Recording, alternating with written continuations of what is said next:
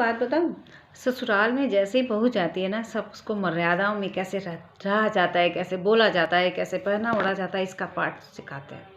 लेकिन खुद मर्यादा में कैसे रहा जाता है ना, इसका उनको भान ही नहीं होता। जैसे सासू माँ अपने बेटे को भड़काएंगी, बहू के खिलाफ भड़काती हैं, 3 का 5 लगाती हैं। बहू की अक्ल ठिकाने के लिए अपने बेटे से यहाँ तक बोल जाती है कि लगा बेटा जरा 4 हाथ इसके होश ठिकाने तो आ जाएं। ससुर कुछ नहीं कहते, वो तो हाथ में तंबाकू मलते हुए या इधर उधर टहलते हुए दिखाई पड़ जाएंगे।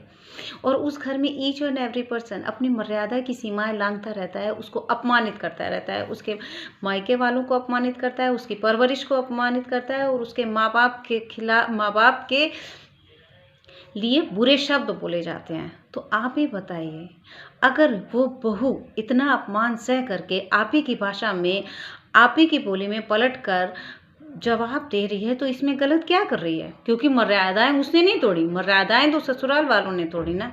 तो बहू बुरी, अब फिर आप ये बोलेंगे कि नहीं बहू बुरी है, बहू बड़ी बदतमीज है, इसको तो बातचीत का ढंग नहीं।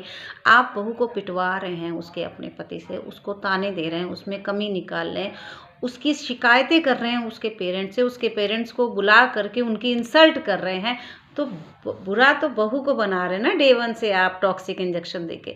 फिर आप कहते हैं बहू मर्यादा में नहीं रहती, बहू बुरी हो गई। तो कोई बहू बुरी नहीं होती, बहू को बुरी बनाते हैं ससुराल वाले।